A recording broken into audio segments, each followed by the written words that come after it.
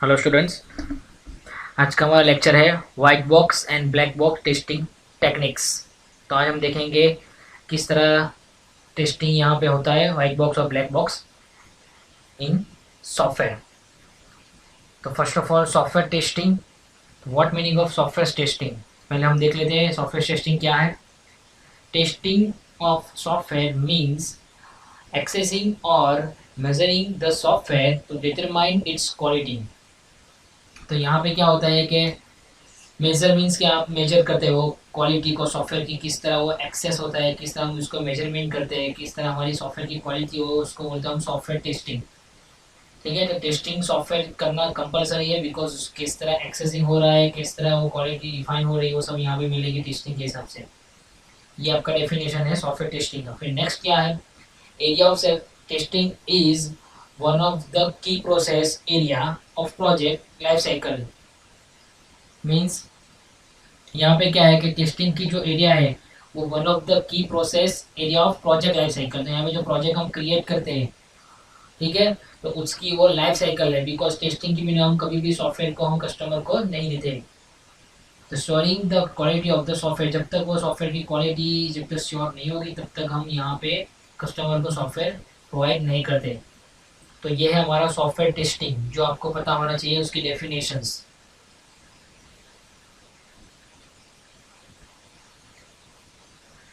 तो various testing techniques है। तो यहाँ पे क्या है कि there are 4 types of testing available. First is structure and functional, second is verification and validation V जो हमने लास्ट लेक्चर में देखा था V. Third is static and dynamic and fourth is white box and black box. तो हम आज देखेंगे white box and black box testing किस तरह यहाँ पे वर्कआउट होता है। तो ये है हमारा फर्स्ट ब्लैक बॉक्स टेस्टिंग। तो यहाँ पे कोई वैल्यू इनपुट हो रही है और प्रोसेस में यहाँ पे ब्लैक कलर है, मीन्स यहाँ पे कुछ भी आपको प्रोसेस नहीं दिख रही है और फिर हमारा आउटपुट मिल रहा है, इसको बोलते हैं हम सिंपल ब्लैक बॉक्स स्पेसिफिकेशन। तो ड्रो से आपको पता चलता है क्या होगा कि यहाँ पे क्या वो डिफाइन होने चाहते हैं। लाइक कोई वैल्यू आप इनपुट कर रहे हो, फिर वो वैल्यू प्रोसेस हो रही है, वो प्रोसेस हमको नहीं दिखती और हमारा जो आउटपुट आ रहा है वो इनपुट के हिसाब से आउटपुट आ रहा है। जो प्रोसेस नहीं दिखती उसको हम बोलते हैं black box testing. The black box testing is testing technique to having a no knowledge of internal functionality structure of system। जो भी अभी मैंने बोला वही सेम टू सेम है। यहाँ पे कुछ नॉलेज नहीं है कि इंटरनली क्या होने वाला है। हमने कुछ इनपुट किया 1+2 तो इंटरनली प्रोसेस में क्या हो जाएगा वो किसी को पता नहीं है और फिर आउटपुट उतने हिसाब से वो आएगा। जो एरर होगी, फॉल्ट होगी, डिफॉल्ट कुछ बग्स होगा तो वो बग्स आएगी, अदरवाइज जैसे आपने इनपुट डाला वैसे से आउटपुट आएगा और प्रोसेस हमको यहाँ पे पता नहीं चलेगी किस तरह हो रही है। ठीक है, synchronize of black box are behaviour functional, फिर ऑक्यूरी बॉक्स एंड क्लोज बॉक्स। इस तरह यहाँ पे उसका नाम भी है अलग अलग। बिहेवियर फंक्शनल भी हम उसको क्लोज बॉक्स भी बोल सकते हैं, जो ब्लैक बॉक्स का दूसरा नाम है। तो ये था हमारा black box testing, input process output, but process no knowledge of the internal functionality. यहाँ पे इंटरनल फंक्शनलिटी में कुछ भी नॉलेज हमको पता नहीं चलता है। ठीक है, अब यहाँ पे focus of black box testing, यहाँ पे किस तरह हमको फोकस करना है ब्लैक बॉक्स टेस्टिंग पे।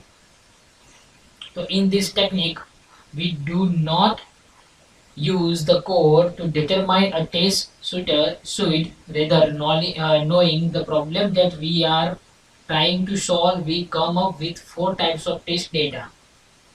ओके, तो यहाँ पे फोकस क्या करना है, 4 types of test data, like easy to compute data, typical data, boundary extend data और बोगस डेटा। तो there are 4 types of test data available in black box testing. Okay, तो ये किस तरह वर्कआउट कर रहा है आपको पता होना चाहिए। तो ये 4 टाइप्स आपको याद रखने हैं कि किस तरह ये वर्क करता है ब्लैक बॉक्स टेस्टिंग।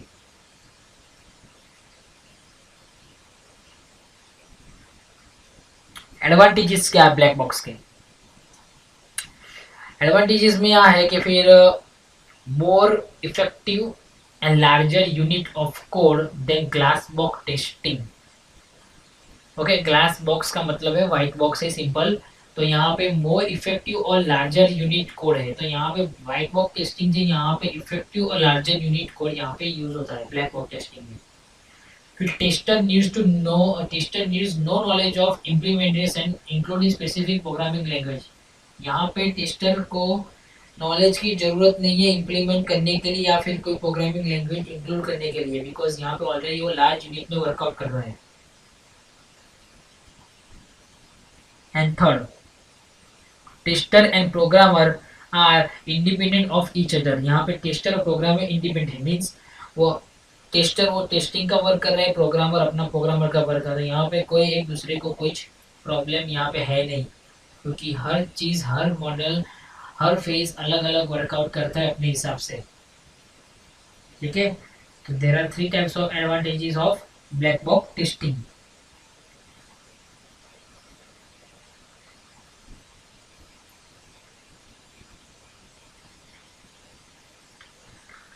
फिर है disadvantages of black box testing. अब एडवांटेजेस है तो डिसएडवांटेजेस तो होगा ही। Only a small number of possible input can actually be tested. To test every possible input stream would take nearly forever. तो यहाँ पे क्या है कि small number of possible input है। यहाँ पे इनपुट आप स्मॉल नंबर पे कर सकते हो टेस्ट करने के लिए, जो उसका डिसएडवांटेजेस है। सेकेंड है without clear and concise specification test case are hard to design. ठीक है, यहाँ पे क्लियर विदाउट क्लियर यहाँ पे आपको डिजाइन करना थोड़ा हार्ड है ब्लैक बॉक्स टेस्टिंग में। And third, there may be unnecessary repetition of test input if the tester is not informed of test case the programmer has already tried. तो यहाँ पे क्या है कि इनपुट टेस्टर नॉट इन्फॉर्म आपको नहीं कर रहा है, तो यहाँ पे प्रोग्रामर हैज ऑलरेडी टाइप हो जाएगा। ठीक है, बिकॉज यहाँ पे आपको बोला है कि small number of possible input है, यहाँ पे ज़्यादातर आप इनपुट नहीं कर सकते, जिसका डिसएडवांटेजेस है।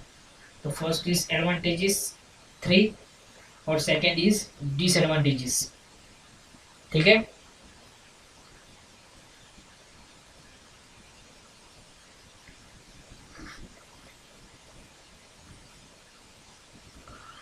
अब नेक्स्ट इज हमारा व्हाइट बॉक्स टेस्टिंग। तो व्हाइट बॉक्स टेस्टिंग क्या है? तो white box test design allow one to pick inside the box. Okay, white box testing की डिजाइन जो है वो अलाउ करती है one to pick inside the box, box के इनसाइड में आपको अलाउ करती है।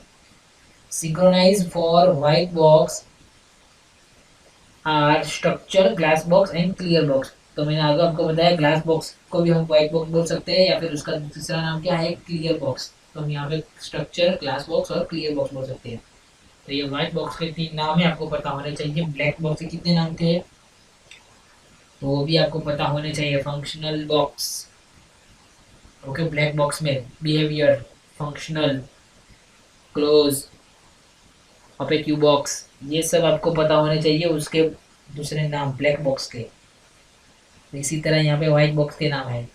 तो कोई भी बॉक्स यहाँ पे पूछे आपको पता होना चाहिए कौन सा व्हाइट बॉक्स और कौन सा ब्लैक बॉक्स है। White box testing assume that the part of logic in unit or program is known. Okay, यहाँ पे क्या होता है कि व्हाइट बॉक्स में आपको पार्ट का लॉजिक पहले से ही पता होता है प्रोग्राम में क्या चल रहा है, बिकॉज ब्लैक बॉक्स में क्या है कि प्रोसेस पता नहीं होती कि क्या प्रोसेस होने वाली है, डायरेक्टली हमको आउटपुट मिलता है। व्हाइट बॉक्स में क्या आपको यूनिक प्रोग्राम किस तरह वर्कआउट करता है वो आपको पता होगा। Second, white box testing consist testing part branch of branch और टू प्रोड्यूस प्रेडिक्टेबल रिजल्ट। तो यहाँ पे क्या है कि आपको प्रेडिक्टेबल रिजल्ट मिल सकता है, क्यों? बिकॉज यहाँ पे आपको प्रोसेस दिख रही है, तो आपको पहले से ही पता है कि मैं जो इनपुट वैल्यू कर रहा हूँ, अब मुझे प्रोसेस भी दिख रहा है, इनपुट भी देखो, मुझे पता चल जाएगा मैंने जो इनपुट किया है उसके हिसाब से ही मेरा आउटपुट आएगा। तो यहाँ पे प्रेडिक्टेबल रिजल्ट ही आएगा, जो मैंने प्रेडिक्ट किया उसके हिसाब से ही रिजल्ट आएगा। जब ब्लैक बॉक्स में क्या है कि हमको पता नहीं है, बिकॉज हमने जो इनपुट किया वो प्रोसेस दिखती नहीं है, तो हमारा आउटपुट कुछ भी आ सकता है। पर यहाँ पे आपको प्रोसेस दिखती है, इसलिए प्रेडिक्टेबल रिजल्ट यहाँ पे आपको दिखेगा व्हाइट बॉक्स टेस्टिंग में। ठीक है, third, focus specify on using the internal knowledge of the software to guide the selection of the test data। तो हम यहाँ पे जो टेस्ट डेटा सिलेक्ट कर रहे हैं उसकी गाइड हम सॉफ्टवेयर को दे सकते हैं नॉलेज के हिसाब से, क्योंकि इंटरनली हमको फोकस है, इंटरनली हमको सब कुछ दिख रहा है, तो हम उसके हिसाब से हम यहाँ पे सिलेक्शन डेटा का कर सकते हैं व्हाइट बोर्ड टेस्टिंग में। ओके, तो पहला वाला था वो ब्लैक बॉक्स और सेकेंड वाला है वो हमारा व्हाइट बॉक्स। अब हमारा नेक्स्ट टॉपिक है टेस्ट ऑटोमेशन प्रोसेस। अब टेस्ट ऑटोमेशन प्रोसेस क्या है, तो what does test automation means. तो first is test automation will not, and second is its really means using the tools. अब ये दो चीज़ क्या है, तो फर्स्ट ऑफ ऑल देखो टेस्ट ऑटोमेशन विल नॉट में क्या आता है पहले, तो हेल्प और लेट प्रोजेक्ट। ओके, यहाँ पे आपको लेट प्रोजेक्ट हेल्प करता है। टेस्ट ऑटोमेशन विल नॉट जो नहीं है तब। Pay off on the first release, completely release manually testing, eliminate test planning, success without respect for basic software engineering practice. ये सब ऑटोमेशन के बिना है, आपको कोई सक्सेस की कोई रिस्पेक्ट नहीं मिलती है। डायरेक्टली एलिमिनेट कर दे, कंप्लीटली रिप्लेस कर दे, मैन्युअली टेस्टिंग कर सकते हो। तो ये है टेस्ट ऑटोमेशन विल नॉट। जब आप टेस्ट ऑटोमेशन नहीं रखते तो ये सब हो सकता है, but it's really mean using the tools.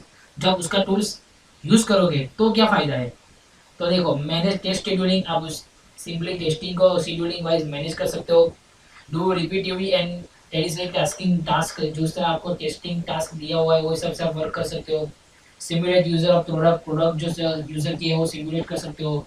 एक्यूरेटी कर सकते हो टेस्टिंग में, एक्यूरेटिफाई टेस्टिंग कर सकते हो। रन मोर टेस्टिंग कर सकते हो शॉर्टेड पीरियड टाइम में।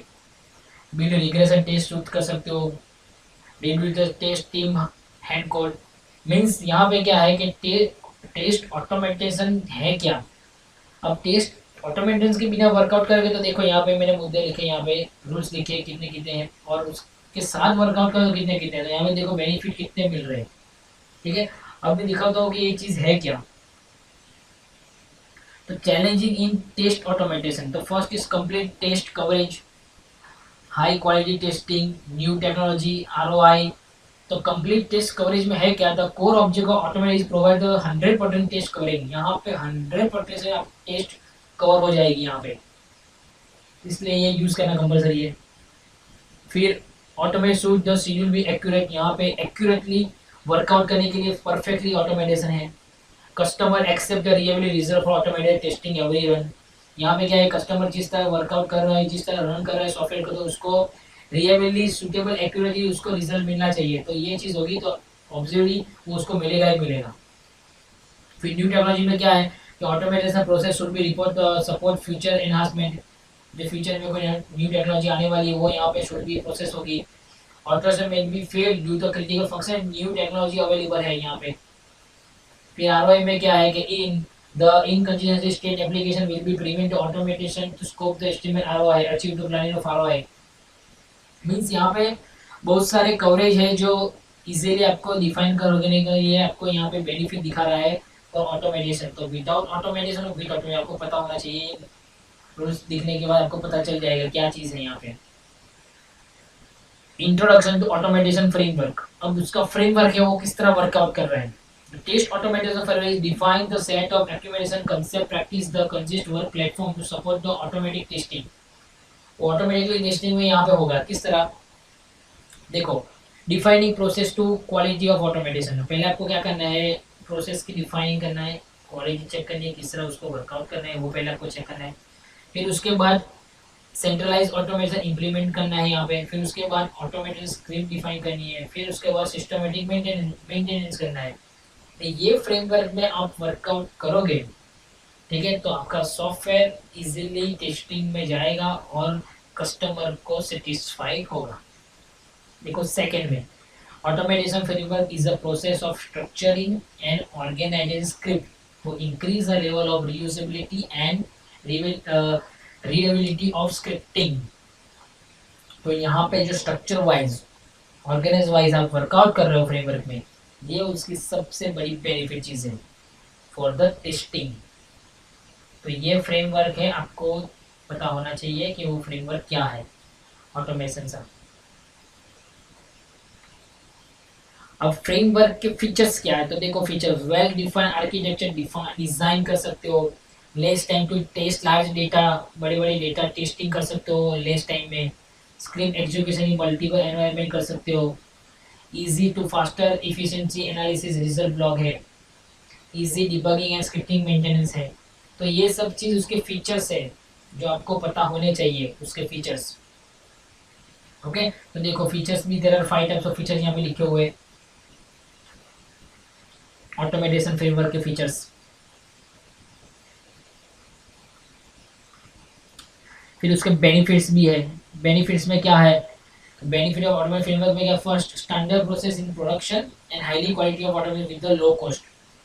तो ये देखने से ही पता चल जाता है क्या स्टैंडर्ड प्रोसेस यहाँ पे होगी स्टैंडर्ड वाइज। और यहाँ पे देखो high quality of automation with lower cost, lower cost में आप हाईली क्वालिटी यहाँ पे ऑटोमेट कर सकते हो। फिर देखो स्टैंडर्ड प्रोसेस में there are two types, free from dependency and future enhancement support. और यहाँ पे देखो reusability and readability of scripting, यहाँ पे यूज भी कर सकते हो स्क्रिप्टिंग को, यहाँ पे फीचर एनवायरनमेंट भी हमारे पास है, और यहाँ पे फ्री फ्रॉम भी डिपेंडेंसी है। तो ये है हमारा benefit of automation framework. Okay, तो ये सब चीज़ आपको पता होनी चाहिए, उसके बेनिफिट्स, फिर उसके फीचर्स किस तरह वर्कआउट कर रहे हैं, उसके फीचर्स क्या फ्रेमवर्क के, फिर उसका फ्रेमवर्क ऑटोमेटेशन फ्रेमवर्क, चैलेंजेस क्या है, और ये रहा हमारा ऑटोमेटेशन के बिना या फिर अब ऑटोमेटेशन यूज करके उसके साथ क्या है। तो ये था हमारा second topic, test automation means क्या है, उसका मीनिंग। ओके, तो अब फर्स्ट जो क्वेश्चन था वो testing black box and white box testing, and second question जो हमारा था वो टेस्ट ऑटोमेटेशन प्रोसेस। और ये है हमारा assignment questions, how many various testing techniques, वो आपको लिखना है। ऑटोमेटेशन फ्रेमवर्क फीचर्स, कितने फीचर्स से आपको यहाँ पे ऑटोमेटेशन के फ्रेमवर्क के लिखने हैं। और challenges in test automation, test automation में चैलेंजेस क्या है वो आपको लिखने हैं। ओके, तो ये there are 3 question in assignment, okay, for the attendance. तो ये लिख के आपको सबमिट करने हैं।